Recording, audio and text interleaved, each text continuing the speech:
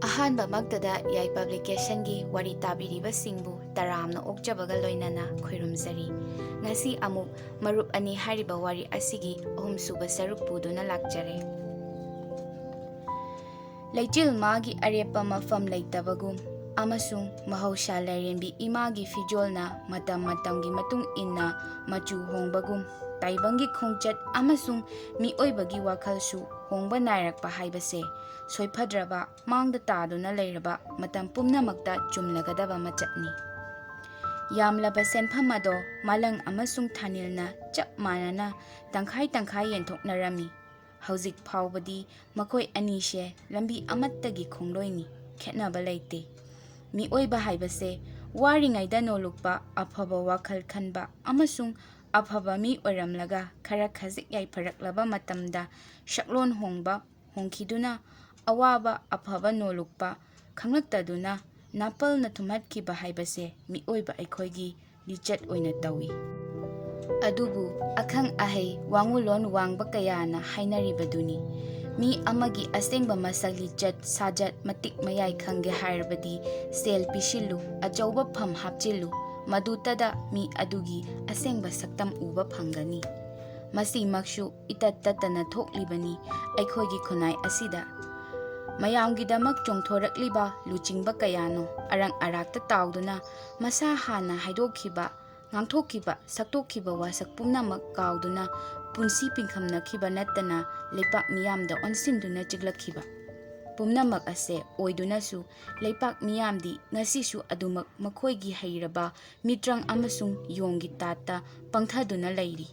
Makhoibu saugatpibasu leptri adubu tangjarabasu toina thoktrabasu arang arakna pukning wakhal honghanba ngamdaba mioiba su leitabadi natte khunai asida. Adugumba mioi adudi atangbani.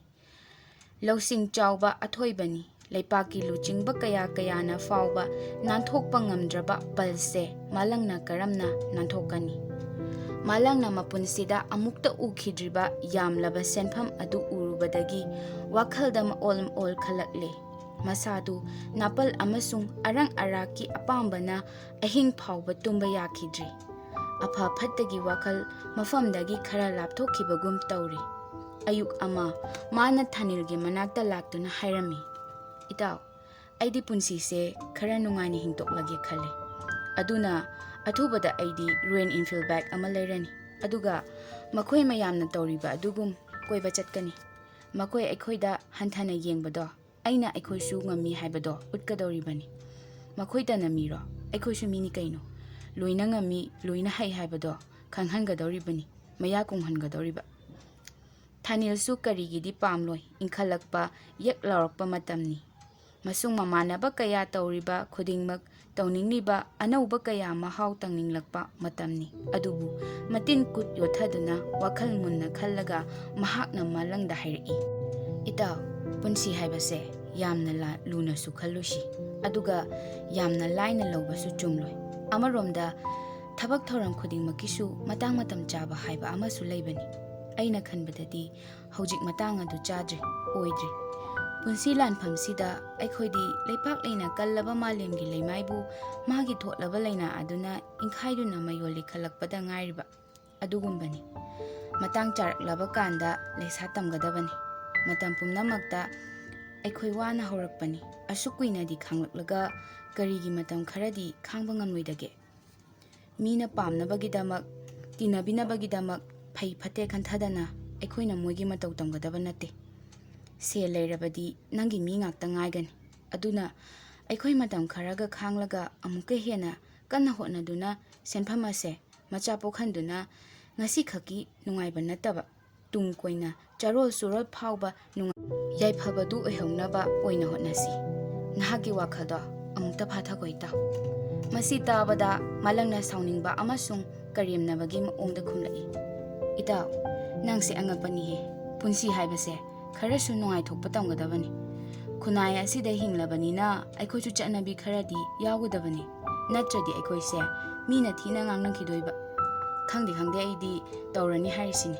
Nang ingmankhre ko paotak pibana yam haimankhre. Itawdi sintak purel oigera oiro.